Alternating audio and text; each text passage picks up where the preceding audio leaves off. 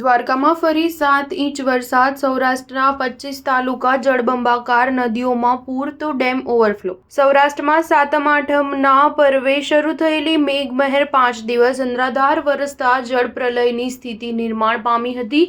જો કે આજે સવારથી એકંદરે મેઘ વિરામ રહેતા લોકોએ હાશકારો અનુભવ્યો છે, પણ હજુ હવામાન વિભાગે 2 દિવસ ભારે વરસાદની આગાહી કરી છે। આ દરમિયાન બુધવાર રાત્રિથી ગુરુવારની સાંજ સુધીમાં સૌરાષ્ટ્રના 25 જેટલા તાલુકામાં 1.5 થી 7 ઇંચ વરસાદ વરસ્યો હતો, જેમાં સૌથી વધુ દ્વારકામાં 7 ઇંચ વરસાદ નોંધાયો હતો। જ્યારે આજે પણ સૌરાષ્ટ્રમાં મોટાભાગના ડેમ ઓવરફ્લો ચાલુ રહ્યા હતા, નદીઓમાં પૂર યથાવત રહ્યા હતા। જો કે પાણી ઓસરવા લાગતા આજથી જનજીવન થાળે પડવું શરૂ થયું છે।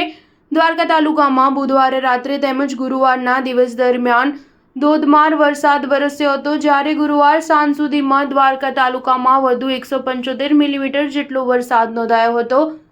આ સાથે ભાણવડ તાલુકામાં પણ ગત રાત્રિના 4 ઇંચથી વધુ વરસાદ પછી ગત દિવસ દરમિયાન હળવા ઝાપટા સાથે કુલ 118 મિલીમીટર વરસાદ નોંધાયો છે। કલ્યાણપુર તાલુકામાં પણ 99 મિલીમીટર વરસાદ, જ્યારે ખંભાળિયામાં હળવા તેમજ ભારે ઝાપટા રૂપે 67 મિલીમીટર પાણી પડી ગયાનું નોંધાયું છે। આ સાથે મોસમનો કુલ વરસાદ દ્વારકામાં 2137 મિલીમીટર સાથે 356%, ખંભાળિયામાં 2159 મિલીમીટર સાથે 243%, કલ્યાણપુરમાં 1949 મિલીમીટર સાથે 218%, તેમજ ભાણવડમાં 1424 મિલીમીટર કુલ સરેરાશ વરસાદ 190% વરસી ગયો છે। આમ જિલ્લામાં કુલ સરેરાશ વરસાદ 245% વરસી જતા અતિવૃષ્ટિ જેવી પરિસ્થિતિનું નિર્માણ થયું છે। સૌરાષ્ટ્રમાં ગત શનિવારે રાંધણછઠના દિવસથી